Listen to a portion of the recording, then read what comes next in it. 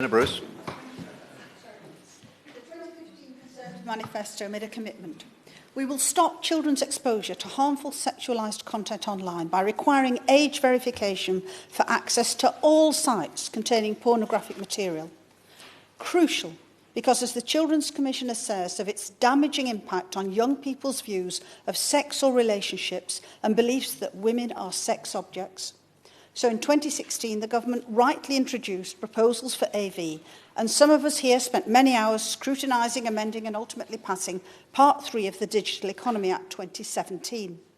Commercial providers would have to implement age verification systems requiring users to provide proof of age, over 18, or the provider's sites would be blocked. Critical when only a small proportion of those sites are UK-based. The top 50 are all outside. But concerningly, in 2019, the government suddenly announced it was not going to implement Part 3, then the subject of an angry, urgent question. At the same time, ministers gave reassurances, however, that they regarded protecting children from pornography as a critically urgent issue, and that their purpose was not to abandon plans to introduce AV on commercial pornography sites, but to introduce it instead through the Online Harms Bill, which would address all online harms in the same piece of legislation. Indications were that this bill would be ready for pre-legislative scrutiny in early 2020. I am more than saddened that this has not happened. The government produced an online harms white paper and a consultation on it in April 2019, which closed June 2019, to which the government's full response is still awaited, with no draft bill yet in sight.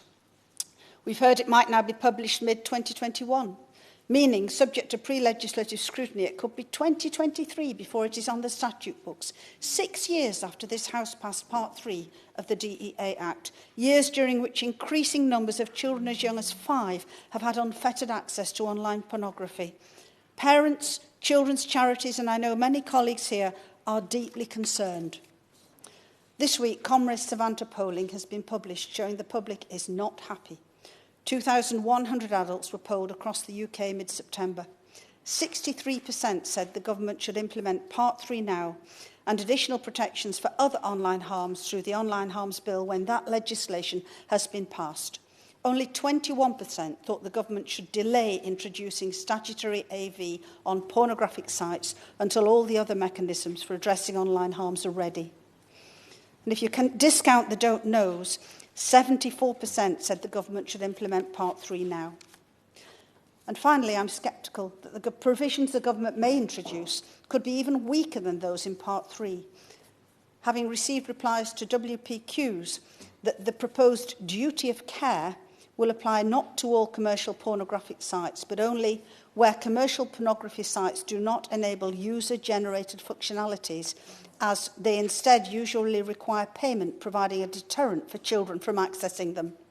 The government should neither delay nor water down its manifesto commitment, and I call on it to implement Part 3 immediately and additional online safety protections through the Online Harms Bill urgently. We can never make the internet safe, but we can make it safer.